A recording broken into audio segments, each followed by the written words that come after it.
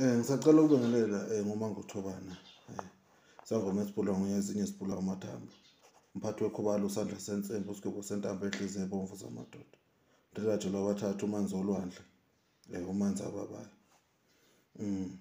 Namhlanje ngizocela ukuthi ngike ngiveze lokho. Kunomuntu ongaphumeleli kunomuntu ovaliwe. Kunomuntu izinto zakhe azihambe kahle. Ngesimo sokuthi wavalwa engakazalwa. Mangithi ukwavalwa umzali wakhe ukuthi ma ezala bonke abantu bevaliwe. Zikhona izinto zokuthi bevale isizukulwane esizayo ukuthi sihlupheke. Bethakathe bani umzali, bevale umzali ukuthi izingane zakhe zingaphumeleli. Namhlanje kunabazali abangazwani nezingane zabo, abaxabana nezingane zabo. Yaneda ingane yaba nemali iyahamba kuye. Kuwukuganga lokho. Kodwa njengoba kuwukuganga, kuwukuganga kwani kwabathakathi, kuwukuganga kwani kwabantu abanezinhliziyo ezimbi.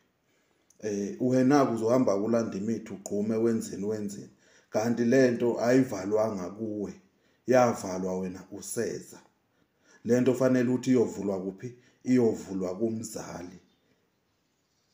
Umzali mayengasekho kuba khona izinto ezenziwayo ukuze lento isuke nakuwe. Ngoba kukhona abantu kuthiwa mabethakatha njengoba nje nawe lapho ukhona ulalele le video. Umuntu ethakathe wena athi izingane zakho zingaphumeleli. Yebo uzale ziphume vele zingaphumeleli. Lokho wazalwa athola ukuthi ayikho into enhle eke yenzeke kuwe ngesimo sokuthi wavalwa kuphi? Kumzali wakho ungakazalwa. Leyo nto leyo iyenzeka. Abantu akazama umuntu ukuthi into yakhe ayibhekisise kahle, ayibone ukuthi ubaba nomama kwakunje nakimi kunje. Kusho ukuthi lento akusiyona eyami eyalapha. Ithi-ke mawuyilungisa uthola umelaphi ozokulungisela. Lento iqalwe lapha ukuze ilunge kuwe. Ngoba kukhona abantu namhlanje abathwele inhlupheko kube ngayona eyabo kodwa kuyinhlupheko yabazali babo. Yikho ngithi-ke kubaleke kakhulu ukuthi uthole izinto zokulungisa into yasemandulo. Angazi noma ngizwa kahle kodwa ozongizwa bakhona abazongizwa. Siyathokoza kakhulu uMangothobane.